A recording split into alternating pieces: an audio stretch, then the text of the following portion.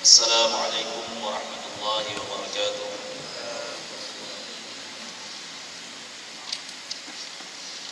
A'udzu billahi minasyaitonir rajim. Bismillahirrahmanirrahim. Alhamdulillah nahmaduhu wa nasta'inuhu wa nastahdihi wa nastaghfiruh. Wa na'udzu billahi min shururi anfusina wa min sayyiati a'malina. May yahdihillahu fala mudilla lahu wa man yudlil fala hadiya lahu. أشهد أن لا إله إلا الله وحده لا شريك له وأشهد أن محمدا عبده ورسوله اللهم صل وسلم على سيدنا وحبيبنا ومولانا محمد وعلى آله وأصحابه ومن اهتدى بهديه واستنى بسنته إلى يوم الدين واعلموا أن أصدق الكلام كتاب الله وخير الهدي هدي محمد صلى الله عليه وسلم وخير الأمور أوسطها وشر الأمور محدثاتها وكل محدثة بدعة وكل بدعة ضلالة اللهم اجعلنا من الذين يستمعون القول فيتبعون أحسنه اللهم آمين. أما بعد, yang dimuliakan Tuan Imam, jaga kuasa masjid dan seterusnya, muslimin, muslimat, hadirin dan hadirat yang dirahmati Allah Subhanahu wa taala. Alhamdulillah, pada malam ini kita teruskan kuliah kita karena insyaallah malam ini tentunya kita maklum minggu lepas setelah kedatangan Ramadan ini kita buat ulang kaji sedikit berkenaan dengan ibadah puasa ataupun shaum siam, ibadah puasa. Kita ulang kaji lah sebab saya ingat saya sudah pernah tahun lepas atau sebelumnya lah kita sudah pernah bincang sedikit berkenaan dengan Ramadan atau puasa. Mungkin dah habislah perbincangannya. Jadi insyaallah malam ini kita tangguhkan dulu bab zakat itu, kemudian kita terus masuk kepada bab puasa. Mudah-mudahan sempatlah selesai bab ini sehingga Ramadan, yaitu pada muka surat 389. Kita 389 puasa, ta'rif, syariatan dan rahsia.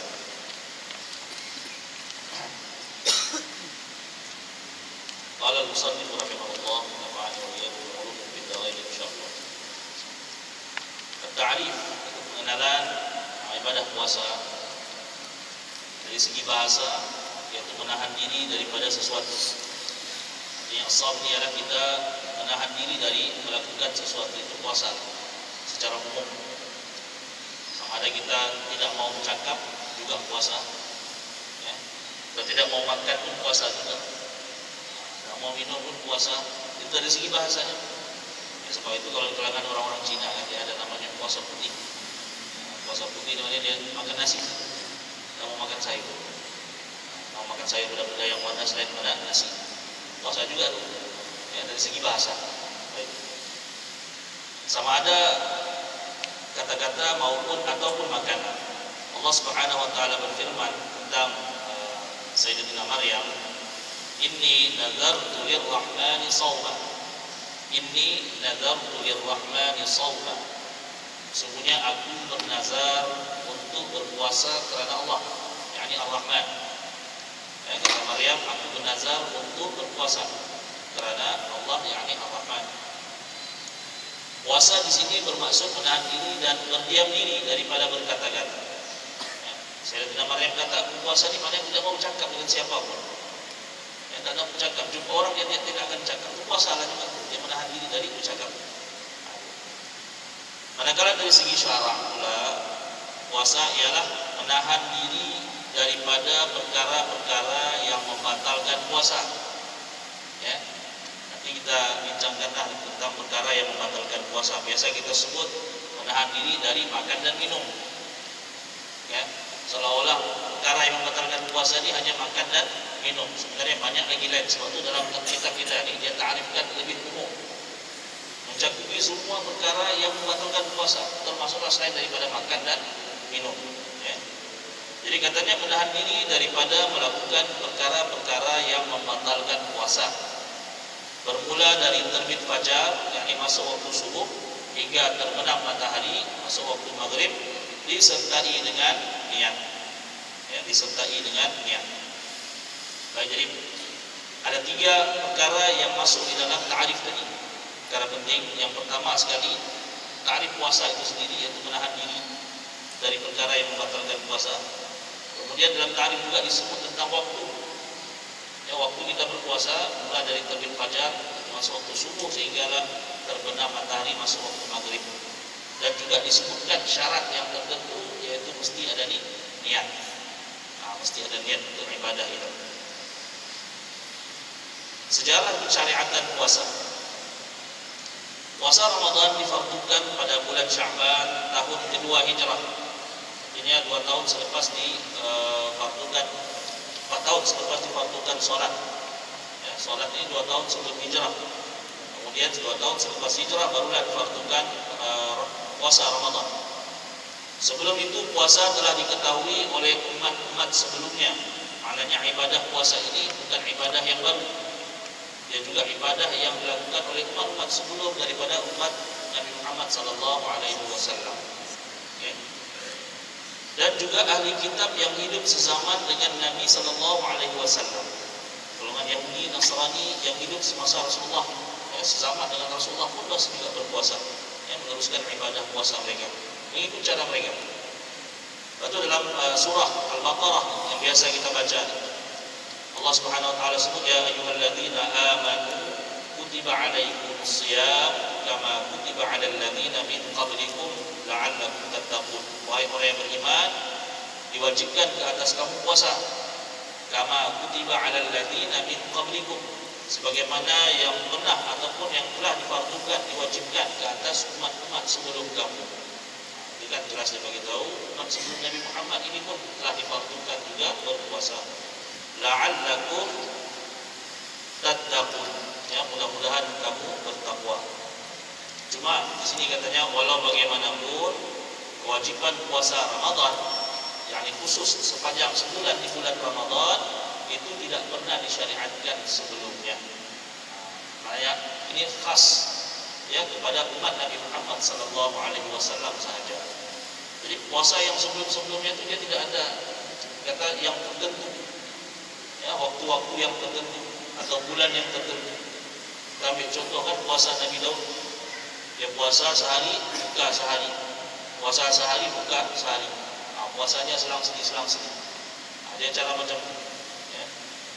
Tapi untuk yang puasa pada waktu yang tertentu seperti bulan Ramadan sebulan ini, dia hanya khusus mula disyariatkan kepada umat Nabi Muhammad sallallahu alaihi wasallam. Karena itu kita kata puasa Ramadan itu satu keistimewaan yang Allah bagi kepada kita umat Muhammad sallallahu alaihi wasallam. Persamaan yang wujud di antara umat ini dengan umat-umat dahulu ialah puasa disyariatkan. Tapi kefarduan puasa Ramadan dikhususkan hanya kepada umat Nabi Muhammad sallallahu alaihi wasallam. Kemudian dalil-dalil syariat puasa Ramadan. Dalam surah Al-Baqarah ayat 185 Allah sebut syahrul Ramadan alladzi unzila fihi al-Qur'an hudan lin-nasi wa bayyinatin minal huda wal furqan. Faman syahida minkum asy-syahra falyasum. Syahrul Ramadan, masa yang diwajibkan berpuasa ialah pada bulan Ramadan. Alladzi unzila fihi al-Qur'an, yang mana diturunkan padanya Al-Qur'an. Hudan lin-nas, menjadi petunjuk kepada manusia, wa bayyinatin minal huda wal furqan, dan menjadi petunjuk bagi sekalian manusia dan menjadi keterangan-keterangan yang menjelaskan petunjuk serta menjadi pembeza di antara yang hak dan yang batil. Faman syahida minkumus syahr, maka barang siapa di antara kamu yang menyaksikan anak bulan, yakni anak bulan Ramadan itu, falyasum, hendaklah dia berpuasa. Jadi perkataan falyasum, ya, falyasum, lam itu lamul amri dikait dengan fi'il mudhari, maknanya itu perintah. Jadi perintah itu menunjukkan wajib. Sebab itu datang ayat ini memerintahkan kita puasa, wajiblah kita berpuasa. Kemudian dikait pula dengan bulan Ramadan, dikait dengan syahrul Ramadan. Baik. Dan macam itu juga dalam hadis-hadis Nabi, di antaranya Rasulullah pernah bersabda, buniyal Islamu ala khamsin. Atau hadis yang masyhur, Islam ini dibina atas 5 perkara. Dibina atas 5 perkara. Antaranya disebutlah wa shaumi Ramadan, ya, berpuasa di bulan Ramadan. Itu termasuk pada rukun Islam. Baik. Begitu juga dalam sabda Nabi kepada A'rabi, seorang Arab Badawi. Arabi ini Arab kampung, yang telah bertanya baginda, ya, dia kata, beritahu kepada aku puasa yang telah difardukan oleh Allah ke atasku. Maka jawab baginda ialah shaumi Ramadan, puasa di bulan Ramadan. Jadi seperti solat, tidak ada kefarduan solat melainkan yang 5 waktu saja. Macam itu juga dalam puasa, tidak ada kefarduan puasa melainkan di bulan Ramadan saja. Adapun yang lain daripada itu, kita kata nazar dan seumpamanya, itu asalnya tidak difardukan. Tapi bila kita bernazar, barulah dia dijadikan fardu. Baik, kemudian hukum meninggalkan puasa Ramadan tanpa keuzuran. Disebabkan puasa Ramadan adalah salah satu daripada rukun Islam dan termasuk kefarduan yang diketahui daripada agama secara daruri. Kita kata ma'lum minad din bil darurah, sama seperti zakat dan juga salat. Mudah sangat untuk kita tahu hukum puasa ini. Dan ma'lum, masyhur, hukum puasa ini adalah wajib kalangan umat Islam. Ya, termasuk juga orang yang bukan Islam, dia sudah ma'lum. Antara perkara yang diwajibkan ke atas umat Islam selain sembahyang, puasa. Nah, dia tahu. Ya, sebab itu dia bulan Ramadan, dia pun ikut sama. Kalau yang paham itu, dia pun ikut sama, tidak mau makan minum di depan orang-orang Islam ini, yang bukan Islam, yang non Muslim. Kan yang biasa bergaul dengan kita orang Islam ini, dia pun tahu. Dia pandai hormat juga. Ya. Dia tak makan dan minum depan kita, dia pergi sembunyi-sembunyi. Ada dia ikut juga puasa. Ya, pagi dia makan, kemudian nanti dekat berbuka baru dia ikut pergi bazar, beli makanan. Di situ dia makan. Ya, dekat maghrib nanti baru dia makan. Maknanya orang yang bukan Islam pun tahu ibadah ini wajib kepada umat Islam. Apatah lagi kita umat Islam. Nah, jadi keadaannya macam itu, mudah untuk diketahui. Maka orang yang mengingkari kefarduannya kita hukumkan sebagai apa? Ya, kafir. Ya, ingkar kefarduan Ramadan, puasa Ramadan, maka hukumnya kafir. Sama macam solat, dia ingkar kewajiban solat, kafir. Dia ingkar kewajiban zakat, kafir. Ya, masuklah ingkar kewajiban puasa Ramadan, kafir. Ya, soalnya susah pun. Ibadah dalam Ramadan, ibadah dalam puasa yang wajib itu Ramadan saja. Ya, tidak banyak, 1 bulan itu saja. Jadi kalau itu pun dia ingkar kewajibannya, apalagi yang tinggal dalam Ramadan, di dalam puasa ini yang diwajibkan pada kita. Apalagi yang tinggal, tidak ada. Sebab itu dia kata, ingkari kewajiban puasa di bulan Ramadan dihukumkan sebagai kafir. Dan dia hendaklah diperlakukan sebagaimana diperlakukan terhadap orang-orang murtad. Apa maksud orang murtad di sini? Keluar dari Islam. Apa yang perlu kita buat kepada mereka? Istitabatu. Minta dia bertaubat. Minta dulu dia taubat, jangan terus pula dijatuhkan hukuman dulu di situ. Minta dulu taubat. Paling kurang berapa hari kita bagi tempoh dia? 3 hari. Ya, bagi taubat 3 hari kita bagi tempoh. Bukan kita lah, maknanya umat puasa. Ya, kita ni sekadar dakwah dia, itu saja. Adapun mengambil tindakan bukan kerja kita. Baik. Ya, minta dia bertaubat. Sekiranya dia bertaubat, taubat itu diterima daripadanya.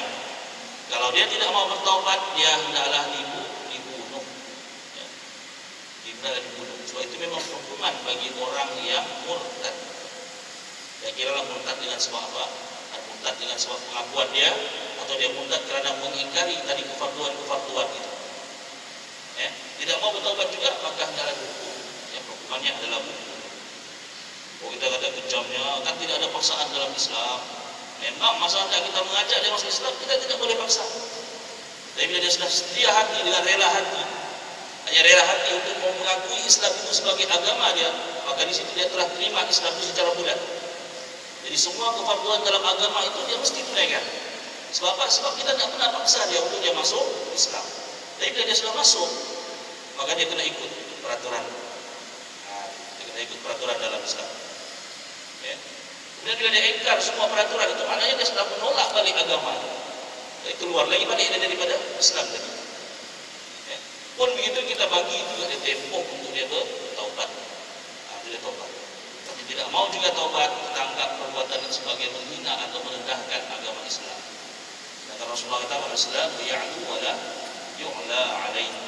Islam itulah agama yang tinggi, tidak ada lagi yang lebih tinggi daripada dia. Jadi kalau ada orang yang coba merendah-rendahkan dengan memperlekeh segala kewajiban dalam Islam tadi, bahkan mengingkari kewajiban-kewajiban dalam agama Islam, maka itu kena diambil tindakan.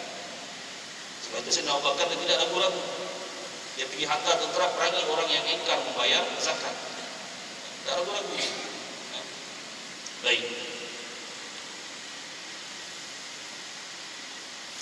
Ini jika sekiranya dia bukan seorang yang baru memeluk Islam ataupun dia hidup membesar jauh daripada pembangunan, ya, sebagaimana yang dipendapat sebagian ulama. Artinya memang asalnya dia orang Islam, kemudian dia pergi ingkar pula puasa Ramadan, kata dia murtad lah. Manakala orang yang meninggalkan puasa tanpa keuzuran dan dia tidak mengingkari kewajibannya, ini hukum keadaan yang kedua. Dia tidak mengingkari kewajibannya seperti dia berkata, saya wajib berpuasa, tapi saya tak mau puasa.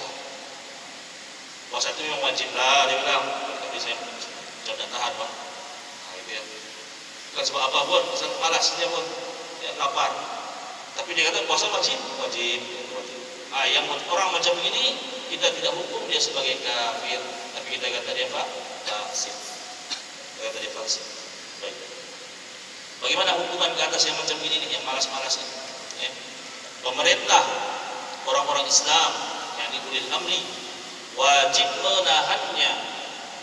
Dia kena ambil tindakan. Dan seingat saya memang ada section ada section kesalahan bagi orang yang orang Muslim yang di bulan Ramadan dia makan di hari ramai waktu siang atau dia dapat dimakan, ya waktu siang. Dia ada akta dia. Wajib menahannya. Maksudnya di sini mengurungnya, penjara kan ya, dan menghalangnya daripada makan dan minum pada waktu siang, walaupun tadi pagi dia sudah makan. Ya, dia tengah makan di restoran ini, tempat-tempat dia makan, kemudian kita serbu dia, tangkap dia, kurung dalam penjara. Ketika dalam penjara itu jangan bagi dia makan. Biar dia tak rasa lapar dan dahaga, sampailah berbuka puasa. Dan menghalangnya daripada makan dan minum pada waktu siang supaya puasa terlaksana padanya. Walaupun puasanya tidak sah, tapi puasa tadi itu dipaksakan kepada dia. Ya, puasanya tidak sah sebab sudah makan tadi. Ya, sudah makan di kedai di warung toke mana tu tak. Ya. Walaupun sekadar pada zahirnya saja, itu dia kata. Walaupun zahirnya saja, tak makan dan minum itu saja. Ya, hakikatnya puasanya tidak diterima. Hari itu sajalah. Jadi kalau besoknya dia taubat, dia menyesal, dia puasa sudah sah sudah puasa. Ya, sah sudah puasa. Baik. Itu tindakan-tindakan atau hukuman yang dikenakan bagi orang yang tidak ataupun enggan berpuasa. Ada dua keadaan tadi kita kata, satu mengingkari kefarduan puasa, ini jelas dari kafir wal iyadu billah, dan yang kedua orang yang bukan ingkar, dia tidak mengingkari kefarduan puasa tapi dia malas. Ya, dia tidak mau puasa saja. Cuma dia kata wajiblah puasa itu. Ini kita hukumkan sebagai fasik. Cuma bagi pemerintah kena ambil tindakan lah. Ambil tindakan. Baik. Di antara hikmah, rahsia dan faedah puasa, saya ingat ini kita sentuh sedikit sajalah. Sebab faedah ini ataupun hikmah ini semua kita sudah maklum. Kan? Di peringkat awal lagi sepatutnya seorang Muslim mengetahui bahawasanya puasa Ramadan adalah ibadah yang telah difardukan oleh Allah Taala. Maksud ibadah di sini ialah seseorang Muslim melaksanakannya sebagai memenuhi titah perintah Allah Ta'ala. Artinya kita tunaikan itu kerana taat kepada Allah. Ya, itu perintah dari Allah, kita tunai. Jadi kita sami'na wa ta'na, kita dengar, kita taat, maka itu adalah bentuk ibadah. Ya. Dan menunaikan hak perhambaan kepadanya tanpa melihat apa-apa natijah yang mungkin dihasilkan daripada ibadah puasa. Ini tahap keimanan yang tinggi. Sebab itu para sahabat ini jarang sekali kita tengok atau riwayat daripada hadis-hadis para sahabat ini disebut bila Nabi perintah dia akan tanya balik Nabi, ya ini apa sebab, ini apa sebab. Jarang sekali kita jumpa. Ya, bila Nabi kata buat ini, sami'na wa ata'na, itu buat. Tahap keimanan mereka ini sudah cukup tinggi. Ya. Mereka ini sudah mengabdikan diri mereka ini untuk agama. Kepercayaan mereka kepada Rasulullah itu 100%. tidak ada keraguan lagi. Jadi apa saja keluar daripada mulut baginda berupa perintah atau larangan, otomatis dia akan dengar dan taat. Ya, nah macam kita lah, kita ni mau tanya lagi apa sebab? Ya, nah, ini buat macam ini apa sebabnya? Buat semacam ni, sebab perkara ibadah ini ada yang kita kata sebagai semata-mata ta'abudiyah. Ta'abudiyah maknanya itu hanya perintah saja daripada Allah. Tidak dibagi tahu apa dia punya sebab. Ya, tidak dibagi tahu apa sebab. Contoh kita ambil, contohlah berwudu. Ya, berwudu. Allah perintah wudu ini dengan basuh muka, basuh tangan sampai siku, sapu kepala, basuh kaki. Kalau kita mau fikir apa sebab perkara-perkara itu dibasuh? Lepas buang air besar, mau sholat, kena basuh empat anggota. Apa kaitan basuh empat anggota dengan kita buang air besar? Kalau itu cukup kita beristinja, istinja saya sudah bersih. Ya, kenapa perlu berwudu lagi basuh semua empat anggota? Ya, apa sebab? Jadi tidak terfikir kita. Sebab itu kita kata ini adalah amrun ta'abudi, perkara yang semata-mata ta'abud, ibadah perintah kepada kita. Kita tidak tanya, tidak soal apa sebab basuh muka. Oh mungkin ada kaitan bila kita buang air besar, muka kita mungkin ada urat-urat yang tidak, ada urat yang putus. Ya, seolah macam itu dia fikir macam itu. Dia tidak ada. Ya, kita kata amrun ta'abud. Jadi macam itu juga lah dengan ibadah puasa ni. Kalau kita apa sebabnya? Itu sepatutnya seorang muslim dari awal lagi bila datang perintah puasa dia terus buat. Ya, seorang mukmin itu kata sepatutnya. Cuma Islam tidak menghalang kita untuk memikirkan apa hikmah, apa faedah di sebalik ibadah-ibadah tersebut. Sekiranya seorang muslim telah melakukan perkara tersebut, maka selepas itu tidak ada halangan baginya untuk mencari hikmah. Ini kita. Ya, bila dia sudah buat ibadah tadi, selepas itu tidak ada halangan daripada kita untuk cari hikmah, ya, faedah ataupun rahsia-rahsia ketuhanan yang tersembunyi di sebalik suatu ibadah, termasuklah puasa dan seumpamanya. Nah, baru kita tengok apa hikmah. Ya. Beza tuan-tuan bila sebut hikmah dengan sebab, itu beza. Sebab ini berlaku dulu baru ibadah itu ada. Contoh masuk waktu. Ya, masuk waktu dulu barulah diwajibkan solat. Jadi masuk masjid dulu berlaku, itu sebab. Ya. Tapi kalau hikmah setelah ibadah ini dibuat baru kita rasa dia punya, nampak dia punya hasil. Hikmah itu hasil daripada ibadah yang kita. Jadi biasa. Ya. Jadi yang hikmah kita boleh fikirkan, adapun sebab itu kita tidak mampu untuk fikirkan. Suatu perkara yang tidak diragukan lagi ialah hukum-hukum Allah Ta'ala. Semuanya mempunyai hikmah, rahsia dan faedah untuk hamba. Tetapi tidak disyaratkan hamba itu mengetahui perkara tersebut. Ya. Jadi di antara hikmah dan faedah puasa yang mungkin diketahui oleh seorang Islam, yang pertama,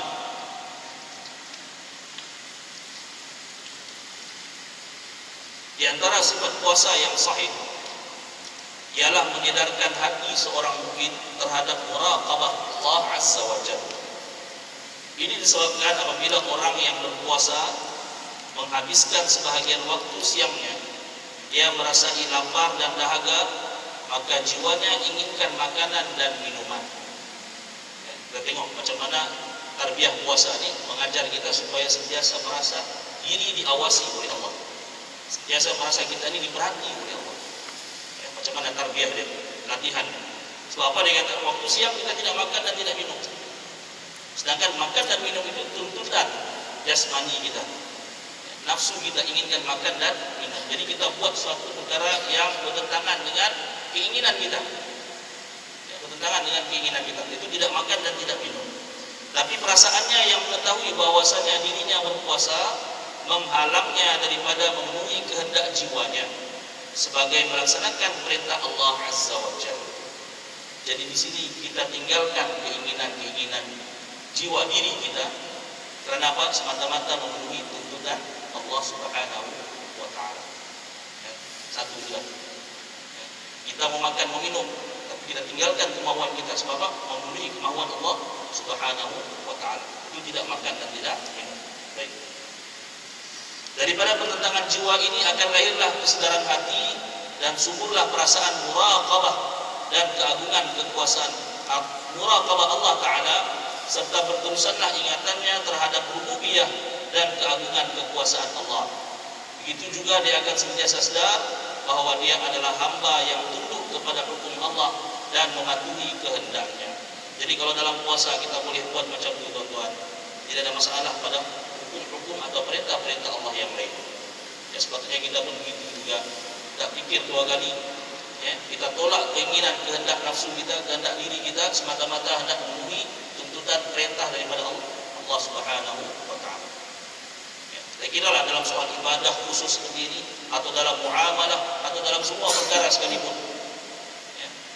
Baik, itu yang pertama.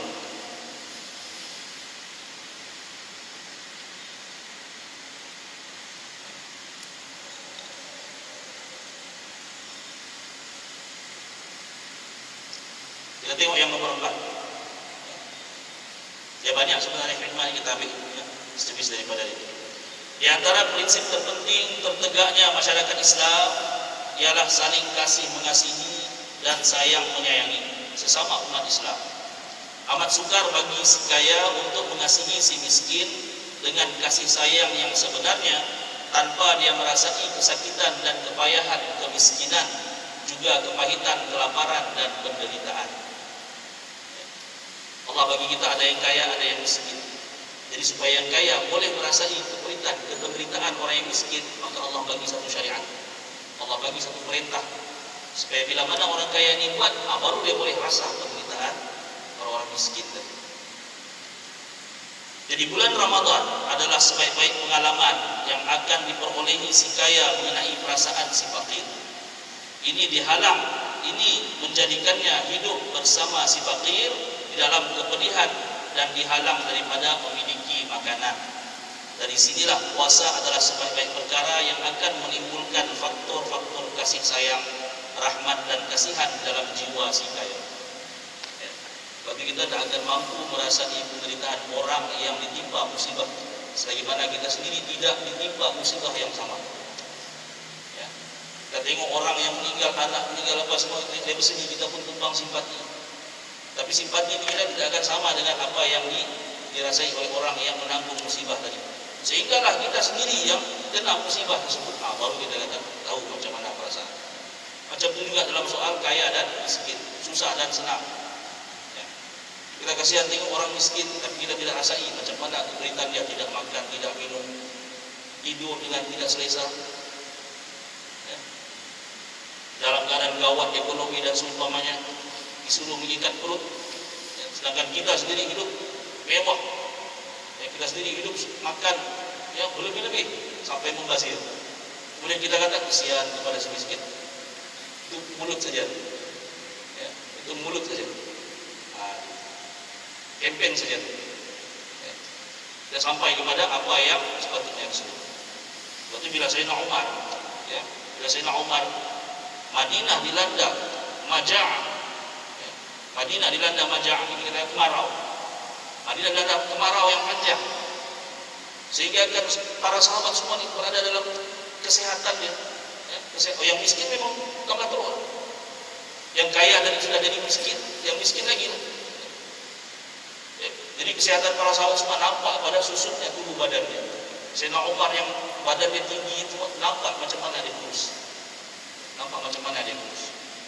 Sehingga sahabat prihatin dengan dia.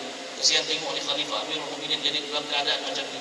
Dibawakannya lah satu, kita kata sop saja pun, sop kosong, bukannya sop tulang, ya, bukan sop daging, sop kosong yang sudah sop rebusan daging dari itu.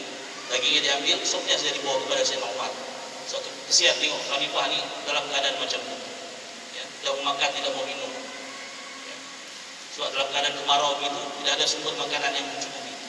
Bila dibawakan makan sop macam ini Sayyidina Umar, sebelum sempat dia minum, dia tanya, ya, kamu bagi saya makan, kamu minum, kamu makan apa? Kemudian bila kata sahabat, tidak, ini bagi ini lalu, ya, bagi Khalifah itu makan, Amirul Mukminin dulu makan. Nanti kami ada boleh bagi juga. Dia semua macam dia, kenapa ini kamu ambil, kamu bagi-bagi di luar, tidak lalu untuk makan. Dia bimbang dengan sebab sop tadi, bimbang dia nanti akan ditanya oleh Allah. Kau seluruh makan sop sedangkan rakyat kamu di luar sana, ya, umat Islam di luar sana itu miskin menderita kelaparan. sup kan kenyang pun. Kenyang kamu makan sup, mana kenyang pun makan sup. Ya. Tapi Sayyidina Umar sampai terfikir macam, sehingga para sahabat kata, "Idza istamarat al-maja'atu lama taru." Kalau kata ni marau ni berterusan, saya Umar akan mati. Umar akan mati. Sebab dia buat ikut sunnah Rasulullah, ambil batu ikat perut. Ya. Tidur atas hamparan, tidur di atas batu di atas tanah. Nah, itulah kita tengok macam mana keprihatinan yang Allah bagi kuasa, bagi kekayaan khazanah kepada dia, tapi untuk merasai penderitaan itu dia ikut sama. Baru boleh dapat rasa macam mana. Bukan kata ini kamu kena macam-macam pada masa yang sama pergi lancung sama sini. Wallahu a'lam. Ya. Baik. Jadi kita balik kepada tadi. Puasa itulah yang mendidik kita. Ya, puasa itulah yang mengajar kita supaya perasaan kita ini tajam. Kita boleh rasa sama seperti apa yang orang lain rasa, penderitaan, kesusahan yang orang lain rasa. Bukan hanya kita kata di mulut saja. Baik, itu di antara hikmah. Banyak lagi hikmah yang boleh kita ambil daripada puasa Ramadan. Tuan, sebagaimana yang tuan sendiri rasalah setiap kali kita beribadah, ya berpuasa ini pasti ada saja hikmah yang kita peroleh. Kesehatan ibadah, sumu tasihu kata Rasulullah. Puasalah kamu akan sehat. Ya, itu kita yakin. Kita puasa kita sehat. Baik. Ada soalan sedikit. Sebelum kita masuk penetapan di bulan Ramadan.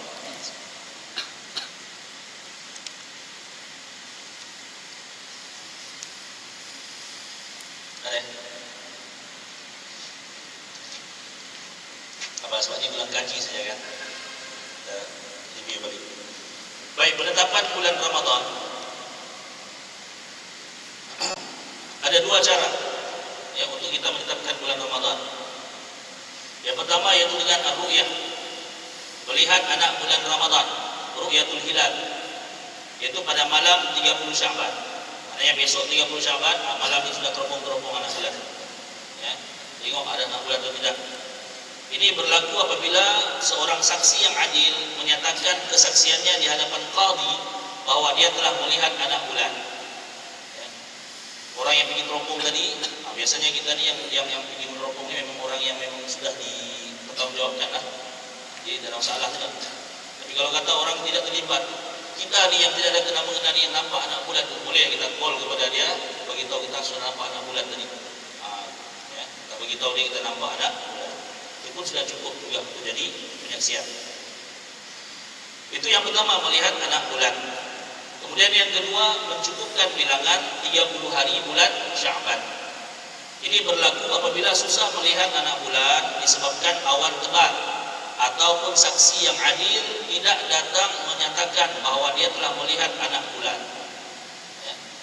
Maknanya tidak ada cara untuk kita sabitkan anak bulan itu telah muncul.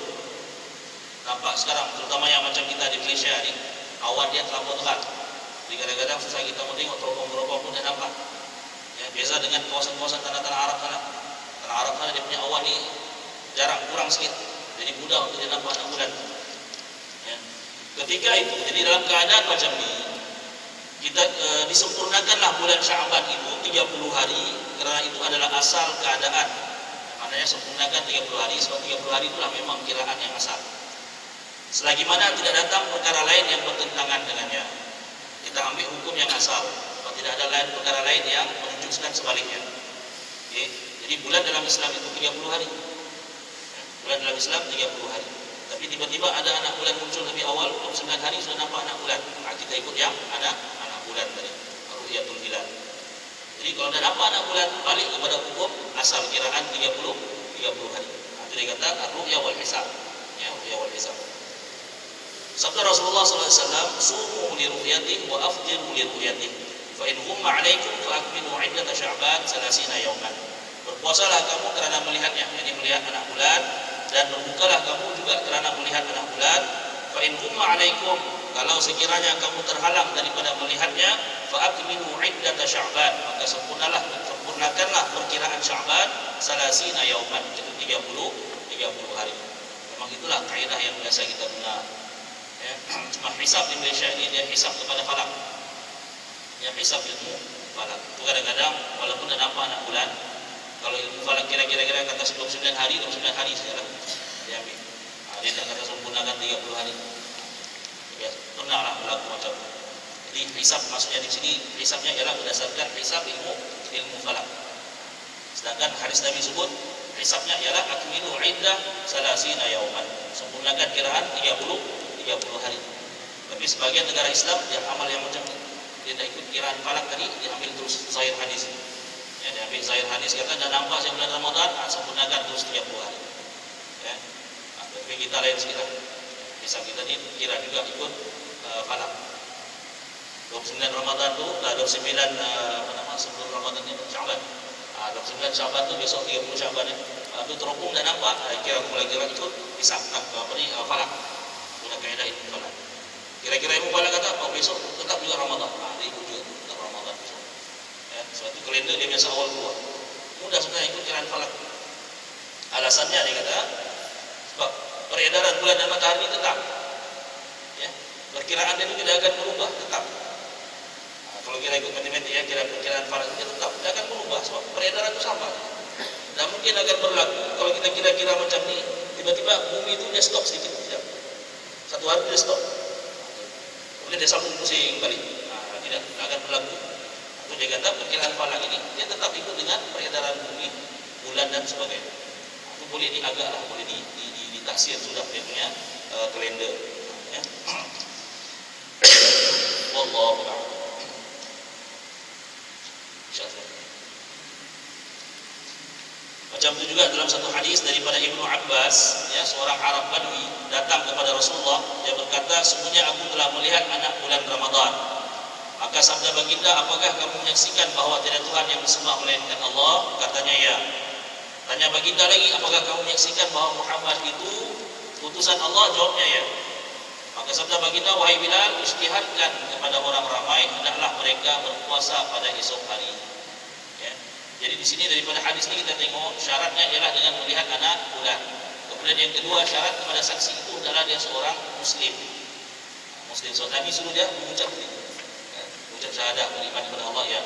Aku Muhammad Rasulullah ya. Syarat mesti dia seorang Muslim. Baik. Barulah Nabi perintahkan supaya Bilal menyambut ya, untuk berpuasa esok.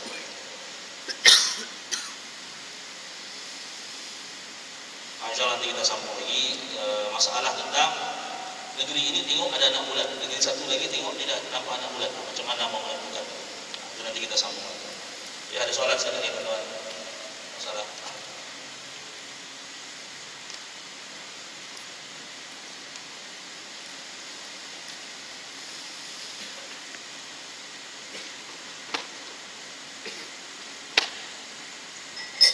Di konten insyaAllah kita sambung pembahasan nanti pada hari akan datang.